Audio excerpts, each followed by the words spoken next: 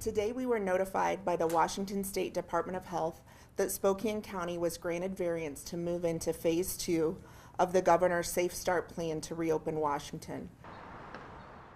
That's right. It is official. Spokane County now heading into a new phased approach for reopening. Phase 2 begins immediately to allow more doors to open for the general public. Good afternoon, everyone. Thank you for being here. I'm Whitney Ward here at home. Mark Hanrahan is there at the KREM 2 studios. And today, Mark, the Spokane mayor said it's really up to people in the community how quickly we can move on to Phase 3. But of course, right now, everyone is just focused on being in Phase 2 and what that means we can now do. Yeah, some big news this morning. Happy Friday to you, Whitney. Here's what people need to know before making any outdoor plans. Under Phase 2, all outdoor recreation within 5 people or fewer outside of your house is allowed. That does include camping and beaches. Limiting non-essential travel within proximity of your home as well. Barbershops, salons, and restaurants can reopen at 50% capacity, but bar seating still not allowed. Pet services such as grooming can resume as well.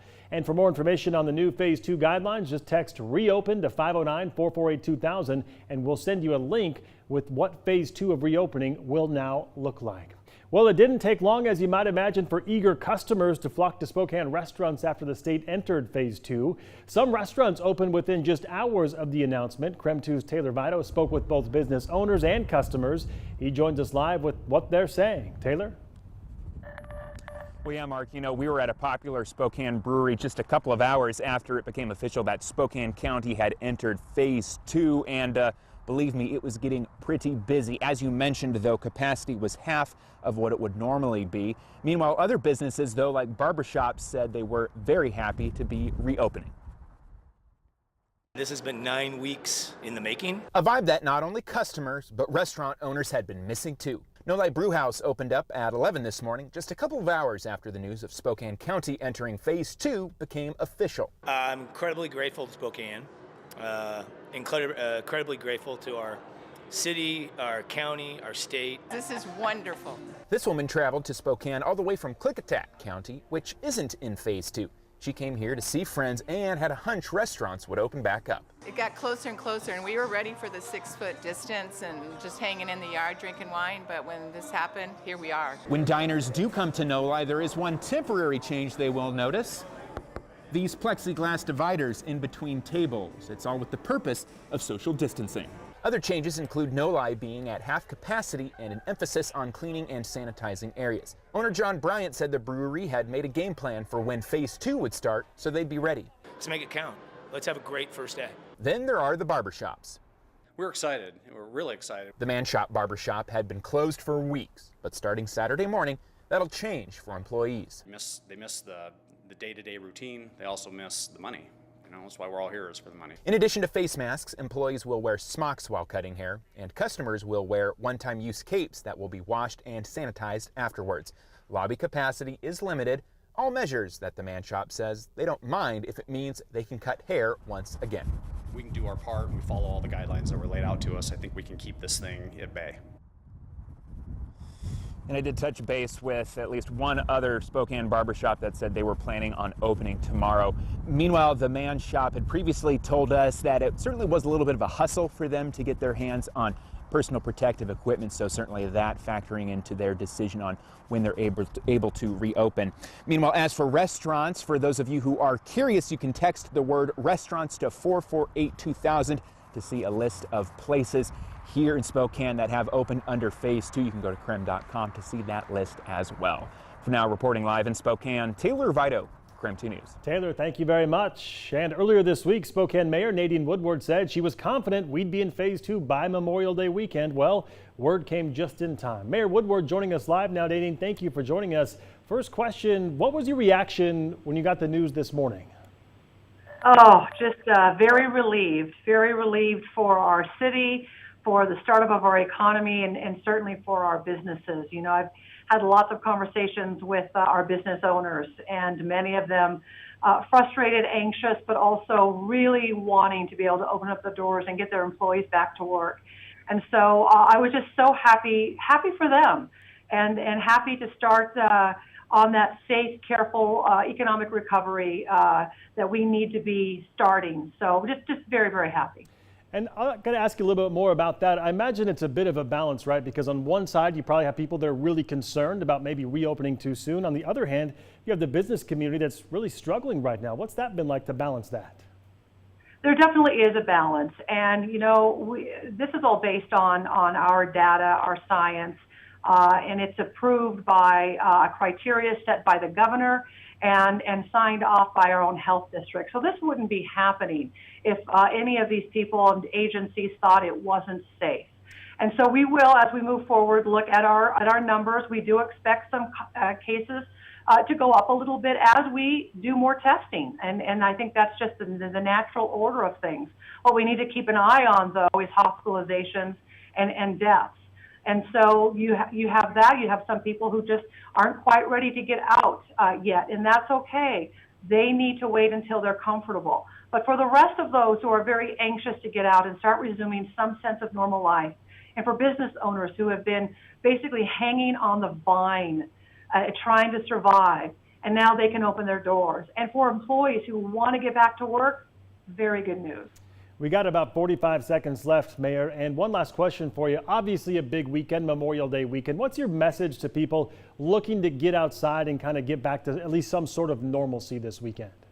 Well, yeah, businesses will be open at half capacity for the most part. The weather is going to be great. So I would just implore people to make sure that they continue exercising the measures that got us to this place, the social distancing, the directive from the health district to wear your mask, especially inside when you can't social distance 6 feet. Make sure you wash your hands. If you're not feeling well, don't go out, but let's be respectful of one another and keep our community healthy. Look, we just entered phase 2. I don't want to get the cart ahead of the horse, but when are you hoping to move into phase 3? Can't do it sooner than 3 weeks, Mark. That's what the governor says. So the clock is ticking. We have June 12th is our goal to get to phase 3. And so let's just maintain the gain and stay healthy, and we'll get there. Spokane Mayor Nadine Woodward, thank you for your time, Nadine. Thank you. Have a good night. Thank you. Well, a recent spike in Spokane County coronavirus cases apparently due to a cluster outbreak. That's according to the Spokane Regional Health District. They say a cluster outbreak was responsible for the county seeing more than 10 new cases reported in the past 2 days. A spokesperson from the health district says the outbreak was among a specific group of people, and health officials aren't worried about seeing community spread, they say, from the cluster.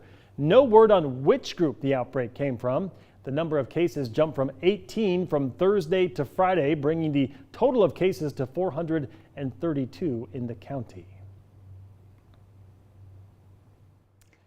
All right, let's take a quick break from some of this coronavirus coverage. Even though it is mostly good news today, we want to talk about this promising weather that we've been hearing about. We're here on the cusp of a Memorial Day holiday weekend. A lot of people anxious maybe to get outside, do a little bit of camping or outdoor activities. So Thomas has been tracking the forecast, and it sounds like it's just going to get better and better each and every day as we go along. Is that about right, Thomas? Yeah, holiday weekend or not, I think the rainfall that we've seen the past week or so is getting some people just chomping at the bit to even just get out in the yard without hearing the slushy, squishy noises of the grass. But we still got one more day of rainfall to get before we get to this very promising dry stretch. Well, that rain, it's falling across the region, especially northeastern Washington and through Coeur d'Alene. Most of this is very light. In fact, most of the reports in Spokane have been so light it barely gets the ground wet. You know, that kind of drizzle and sprinkle rainfall. But the heaviest looks like it's right over downtown Coeur d'Alene. But again, heaviest still being pretty light, and I know most of us probably don't even use an umbrella when we go outside anyways. There are those cloudy skies over Spokane, a little bit of light rain getting reported at the airport, but still in the 50s, still a little bit breezy with that 15-mile-per-hour wind. But I can promise that tomorrow's looking a lot better to do some walking or jogging outside. Temperatures rebound not only into the 50s, but 60s by the afternoon hours. I can promise dry weather for most of the region, save for a small chance in northern Washington for tomorrow. But 60s is just the tip of this warming trend that we'll be undergoing next week. Not just 70s, but I'll tell you when we'll hit 80 degrees next week, all coming up in a few minutes.